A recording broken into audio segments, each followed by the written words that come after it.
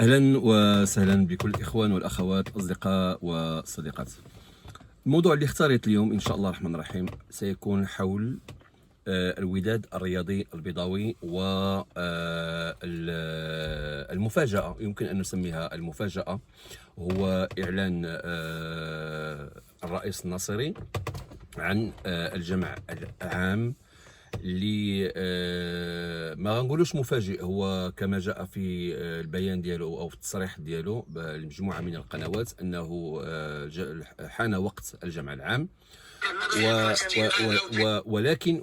ولكن الشيء الذي يعني لم يستصغه احد والناس اللي بقات مفاجئه، وهو ان سعيد الناصري يتحدث بواحد اللهجة شيئا ما يعني غريبة، لأنه يتحدث عن يعني بأن هذه مرحلة يعني جد حساسة لفريق الوداد الرياضي البيضاوي، ويقول كذلك بأنه يعني هناك مجموعة من الانتقادات ومجموعة من الآراء تقول بأن الوداد البيضاوي عاشت يعني أسوأ المراحل ديالها وما فاز حتى بشي لقب، في حين أن الواقع وأن الأرقام تبين بأنه لربما هذه إلا شي واحد اللي ما كيعرفش كرة، أو شي واحد اللي عمى، أو ما كيعرفش يعني يدخل الجوجل ويدير بأنه في السنوات اللي تولى فيها سعيد الناصري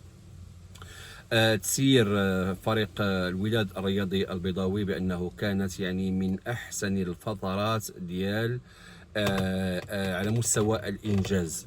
لكن أنا غادي نقوم معكم بواحد التحليل، لأنه هنا استمعوا لسعيد الناصري وسأقوم بالتعقيب وراء التحليل. غنمشيو نحلوا يعني ما يقوله سعيد الناصري، لأنه ماشي غير مفهوم. هي اكثر من ما هي مساله ديال الاعلان عن جمع عام، فهي لربما ردة فعل لسعيد الناصري على بعض الاشخاص اللي جالسين كيشوشوا على فريق الوداد الرياضي البيضاوي. اسمعوا. كاين الاستقلال هو هذا تنقول لك انا كنتحمل المسؤوليه خلال هذه السبع سنين. انا ما باغيش ناخذ قرارات اللي كيديروا لي انا. كاين اللعابه واحد كيعايروا وتقول اللعابه عنده عروض من خارج المغرب وعروض كبيره، ما نبغيش نورط الفريق في شي حاجه اللي ما ينقدش عليها مستقبلا، حيت غيجي اي واحد يلقى واحد الكونترا ديال واحد ب 700 مليون 600 و800. غير كنعرف الماليه ديال الوداد غير كافيه، ولكن الا كان هو يتحمل المسؤوليه يقول لك زيد ما كاين مشكل.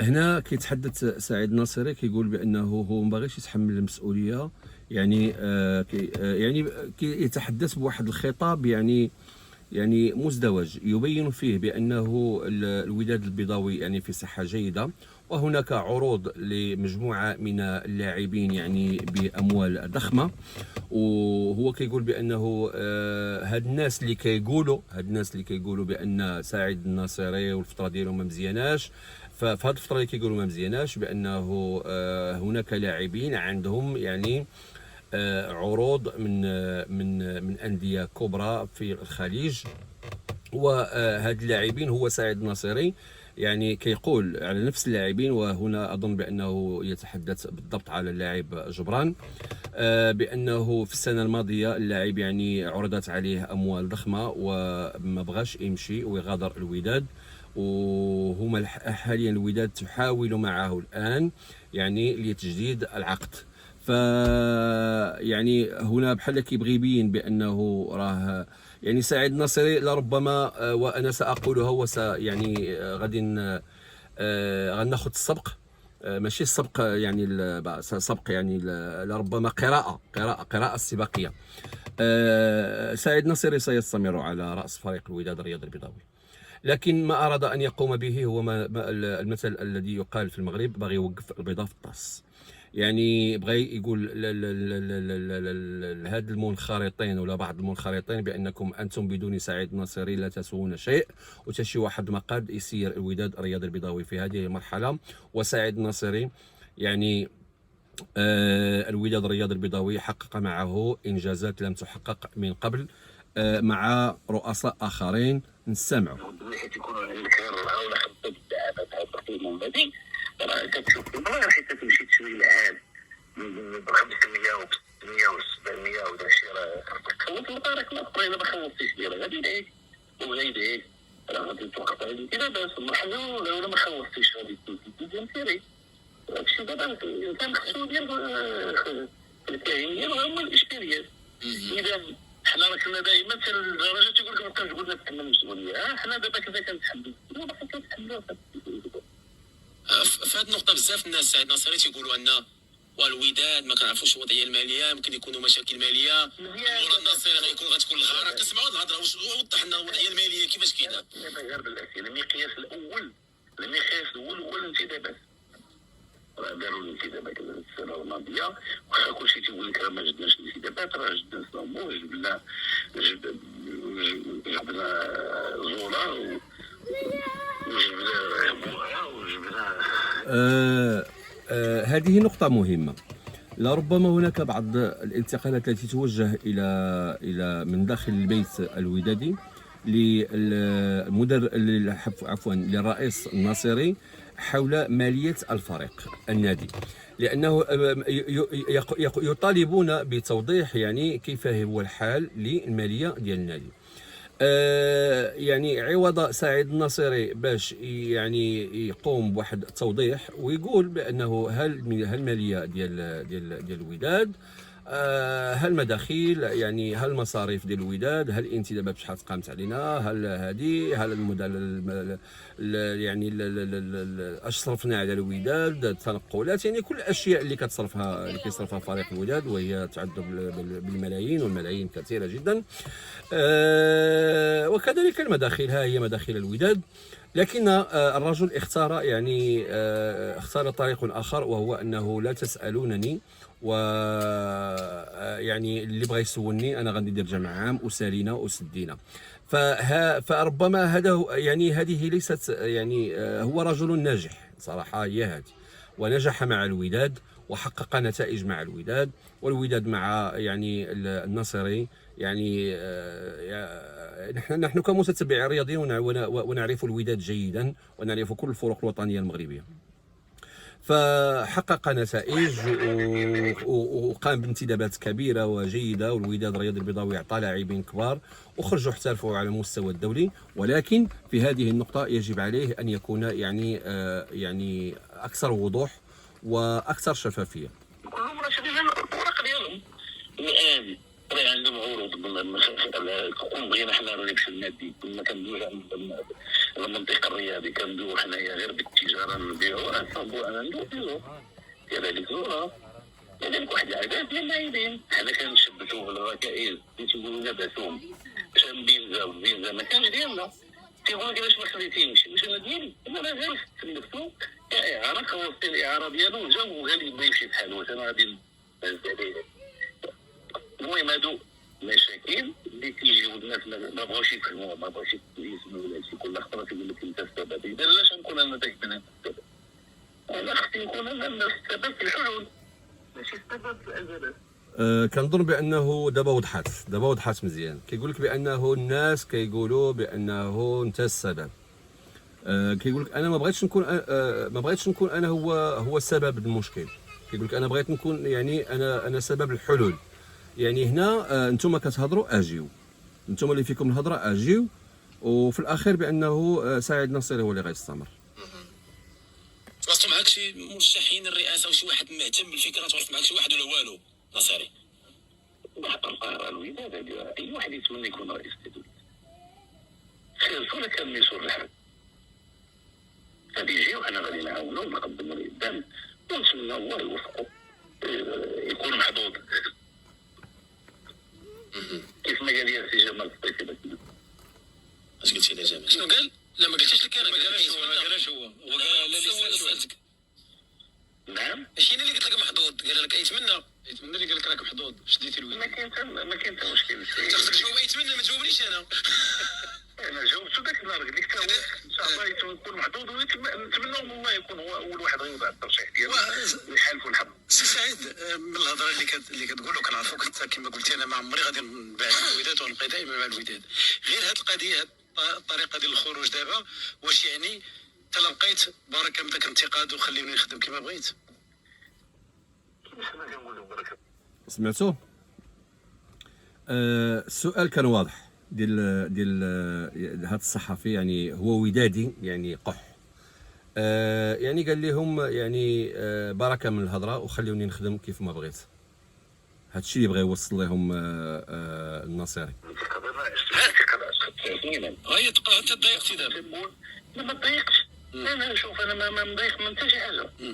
الحمد لله كنحس براسي ودادي وكنفتخر بهذه السنوات اللي مرات، وتنقول انا كنتمنى ان البديل يكون افضل. الشيء اللي كنتمنى المتمنيات ديالي زعما موضوعيه.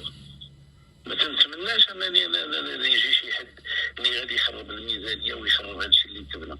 حنا راه معروفين دابا في الافريقيا، حنا الثانيين معروفين على الصعيد الوطني، حنا الاولين خرجنا الفيفا، صنفاتنا من بين الفرق الاولى عالميا اللي كيتسالات، وحنا في المرتبه 38 ولا 37 كفرق. راه خصك تحسب بان راه كاين مانشستر وكاين هنا وكاين هنا وكاين ريال مدريد وكاين وتا جيتي تصورتي من هذوك الناس.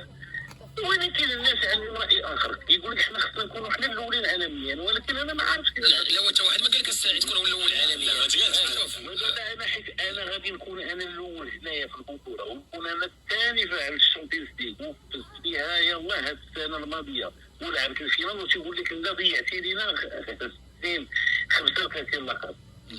انا الحساب هذا ما عرفتوش، انا اللي كنعرف ان شاء الله من 37 الان. واش ما كتشوفش يعني أظن بأنه الفكرة واضحة والصورة واضحة.